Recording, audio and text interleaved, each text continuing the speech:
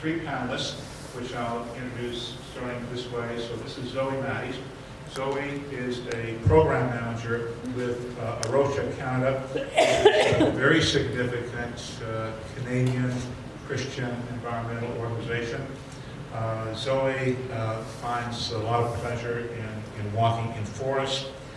She has a master's degree in food systems and society, and very interested in the topic. Then we have Crystal Porter, who is a Salvation Army officer, a Booth alum, in fact, Divisional Youth Secretary here in the Prairie region. And she is of Mi'kmaq and settler descent. And then at the end we have very well-known singer, songwriter, musician, activist, writer, Steve Bell. And so welcome to all our panelists. So climate change. It's clear that climate change is occurring.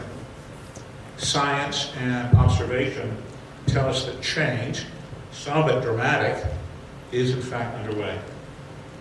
Though change may seem sometimes to be slow, the Earth is at the moment warming faster than at any earlier time.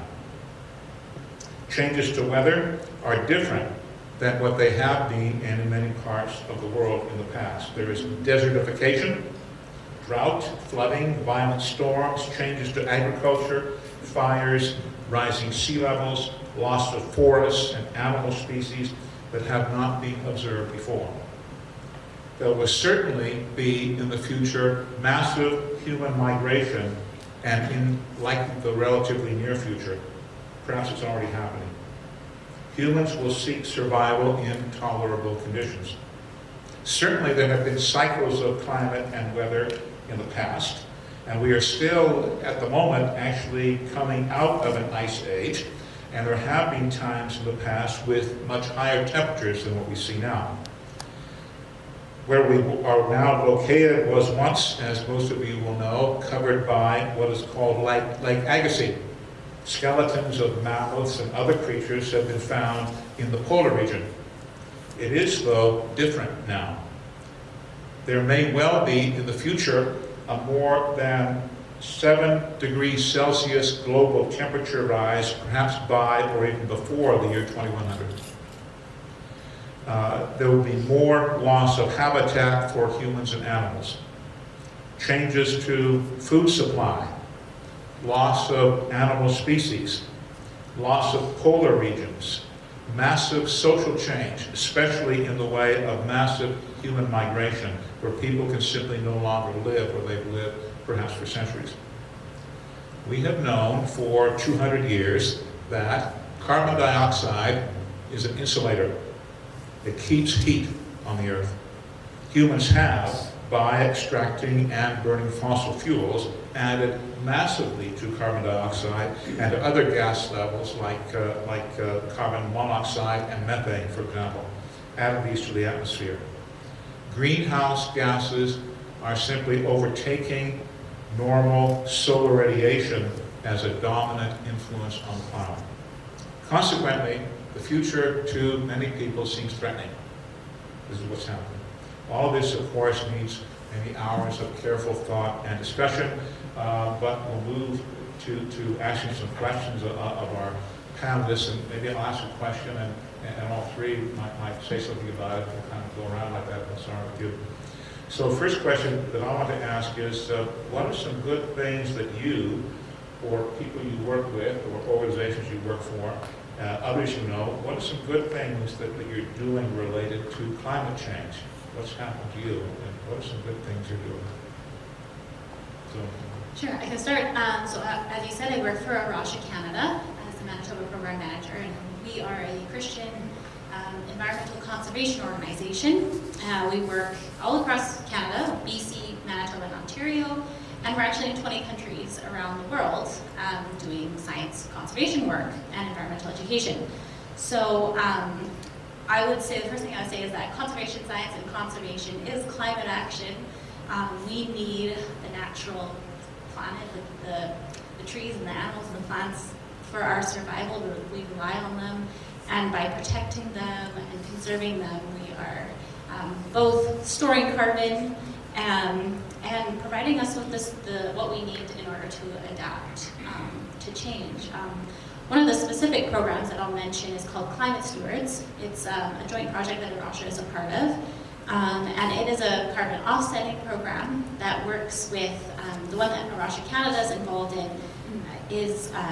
works with Roche Uganda in providing biosand filters for families in Uganda. And the way that it works to offset carbon is that families in Uganda will often cut down trees to burn firewood to boil their water, which releases carbon into the atmosphere. So by having a biosand filter, they no longer need to cut down the trees, which stores the carbon, so that preserves the trees there, and it also allows them clean water without having to burn anything. So carbon offsetting is kind of a contested solution. In fact, I would say that it's not a solution, but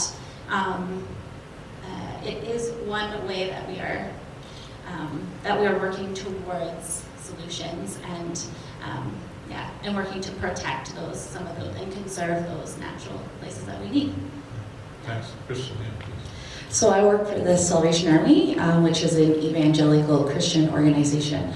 And so we are in over 150 countries. So it's difficult to sit down and talk about what each country or what each region is doing when you're looking at a enormous place. In Canada, for instance, we have the Ethics Center, which focuses on social issues, and I'm sitting on a committee that talks about creation care. And so we look at organizational issues, if it's positional statements, which Canada does have a positional statement on creation care, or operating policies for our buildings and falling within those needs.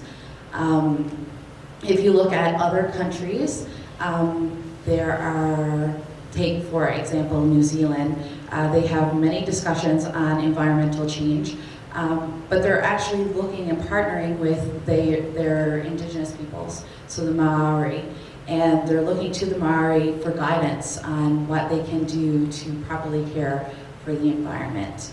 In India, there are environmental care groups who are going into ministry units and seeing what we can do to sustainably take care of the environment. So there's various things that are happening individually, and I look at Booth as a Salvation Army institution, and even bringing this awareness this week is a huge step in creation care for our territory. Yeah, Steve, please. I'm a singer-songwriter.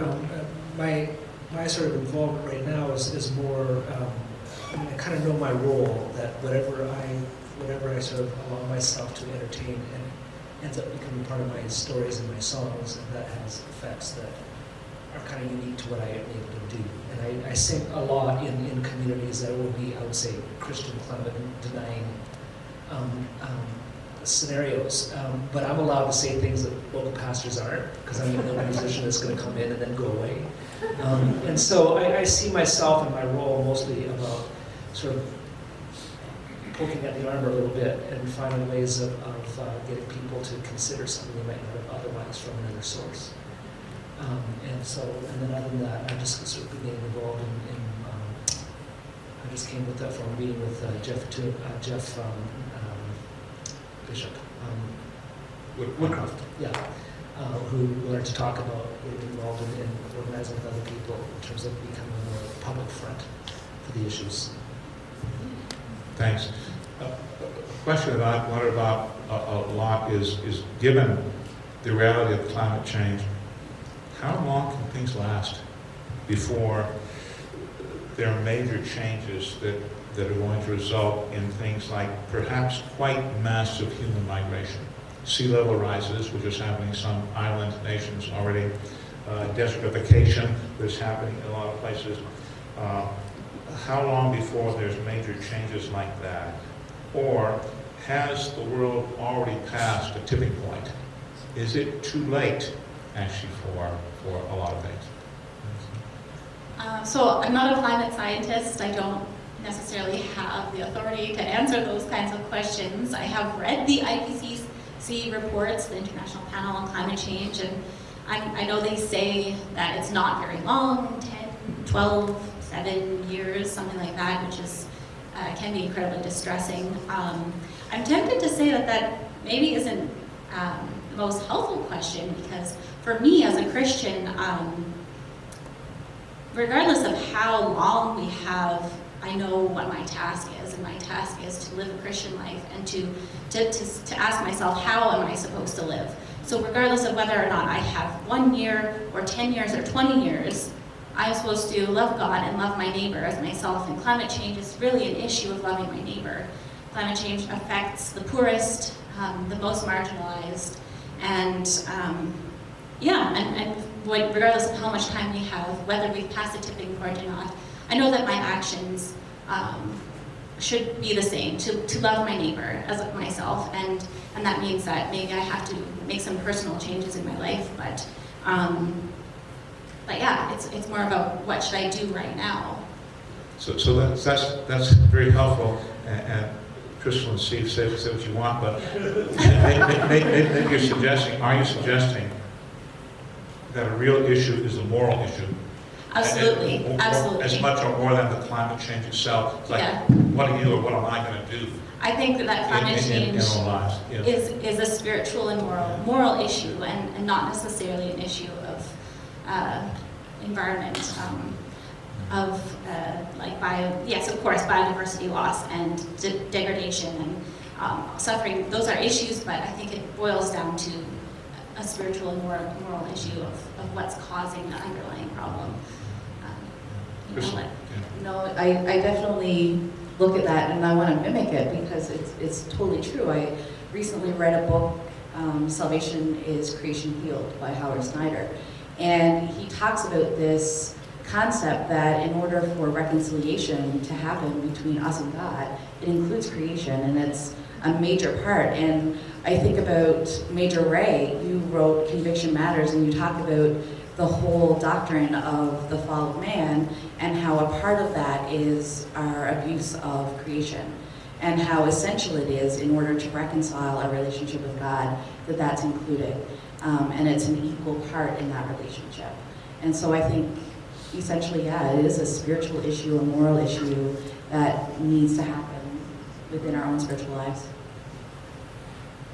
I'm far more pessimistic than I think people would imagine I would be, because I'm typically not be kind of a guy. I personally think we're heading for deep trouble. I think when you look at what's happening socially in the States with all the sort of the enmity, like outside of climate change issue, it's all of a piece.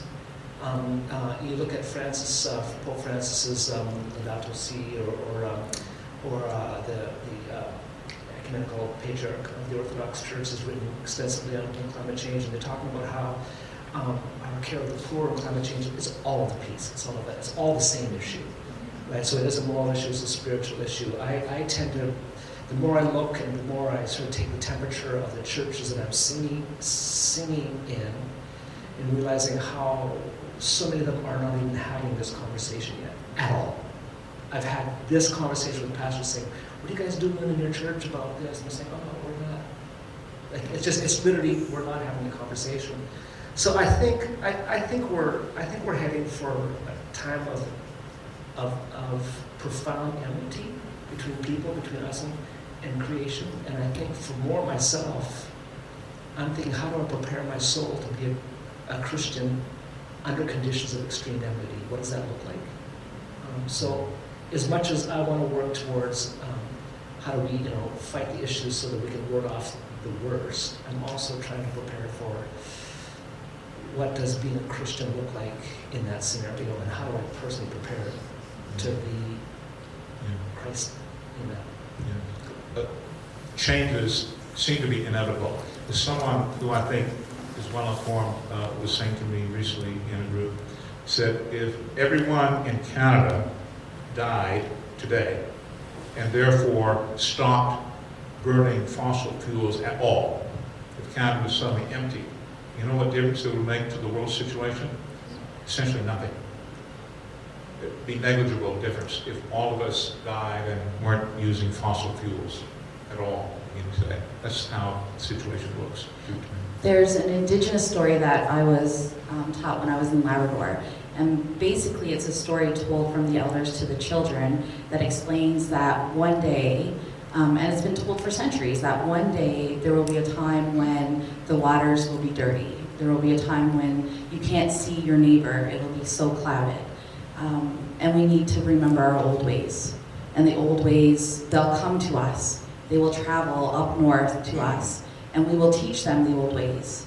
And we will teach them how to live on the land. And so it's important for us to remain in the old ways so that we can teach those who will be trapped, who will be lost, who will need help to live and survive. And I think that's an important part of our Christian story, is that we need to look at Scripture. We need to be well-versed. We need to know the old ways in order to move forward, because there will be a time when this will happen, and the story of Jesus, of the story of creation healed, of reconciliation with the land, is going to be essential to our story. So this reminded me of another question I was thinking about, with the spiritual and moral and Christian aspects of things. Could or should climate change be understood as some kind of apocalyptic judgment? An apocalyptic prophetic message that is saying, repent, change your ways, stop doing the harm. Absolutely. But I don't mean that in the sort of fundamentalist sense that I grew up with, that God has set up sort of a random, don't cross this line, and if you cross it, I'm going to hit you. I don't mean it in that sort of sense, but I just think judgment is just built into the DNA. And I don't mean judgment in the sense of you're bad, shame on you, but if you pour boiling water down your throat, it may hurt. Like, it's just what's going to happen, And I think to some degree, I think some of the resilience of Indigenous ways, there's sort of just a basic understanding of how creation functions, and that becomes a judgment in the sense when we ignore that, we pay. And so, yeah, there's an apocalyptic, but not for the reasons or in a way that I would have grown up with. I think about in church history, you see this divide, and again, it's in that book, Salvation is Creation Healed, and I would recommend it. It's a great book.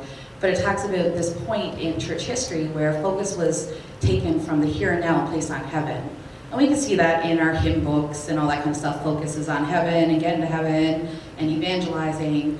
And then in the late 1800s, you look at premillennial dispensation and how it's this 1,000-year reign, and we don't have to care about the earth because in 1,000 years it's gone and Jesus is coming and it's all good. And so the churches have really wrestled with that, and a lot of people ran with that as, we don't have to worry about tomorrow because Jesus is coming. Thankfully, the Methodist Church and Wesley, because of